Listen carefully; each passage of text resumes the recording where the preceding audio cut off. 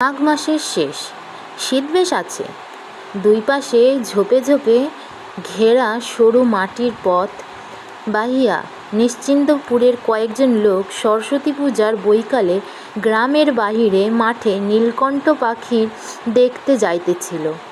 দলের একজন বলিল, ওহে হরি, ভূষণ গোয়ালার দারুণ কলাবাগানটা তোমার কি ফের জমা দিয়েছ নাকি?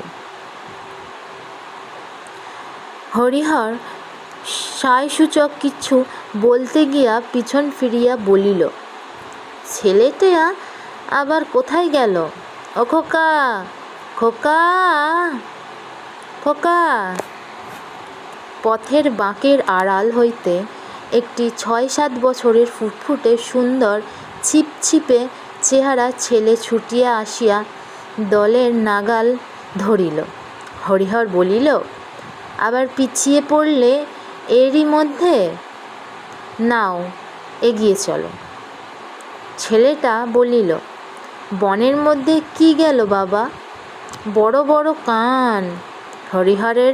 হরিহর প্রশ্নের দিকে কোনো মনোযোগ না দিয়া নবীন পলিতের সঙ্গে মৎস্য শিকারের পরামর্শ আঁটিতে লাগল। হরিহরের ছেলে পুনরায় আগ্রহের সুরে বলিল, কি দৌড়ে গেল বাবা বনের মধ্যে? বড় বড় কান।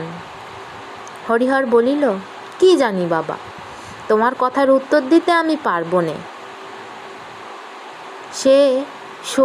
সেই বেরিয়ে অবধি শুরু করেছ, এটা কি ওটা কি, কি গেল বনের মধ্যে তা কি আমি দেখেছি? নাও, এগিয়ে চলো দেখি। বালক বাবার কথায় আগে আগে চলিল। হঠাৎ হরিহরের ছেলেটি মহা উৎসাহের পাশে এক উলুখড়ের ঝোপের দিকে আঙুল তুলিয়া চিৎকার করিতে করিতে ছুটিয়া গেল, ওই যে, ওই যাচ্ছে বাবা, দেখো দেখো, ওই গেল বাবা, বড় বড় কান, ওই।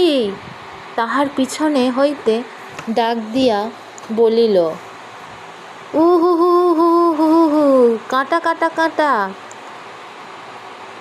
পরে তাড়াতাড়ি আসিয়া খপ করিয়া ছেলের হাতখানি ধরিয়া বলিল, আহ, বড্ড বিরক্ত করলে দেখছি তুমি। ১০০ বার বারণ করছি, তা তুমি কিছুতেই শুনবে না।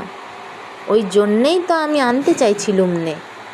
বালক উৎসাহে ও আগ্রহে উজ্জ্বল মুখে উঁচু করিয়া বাবার মুখের দিকে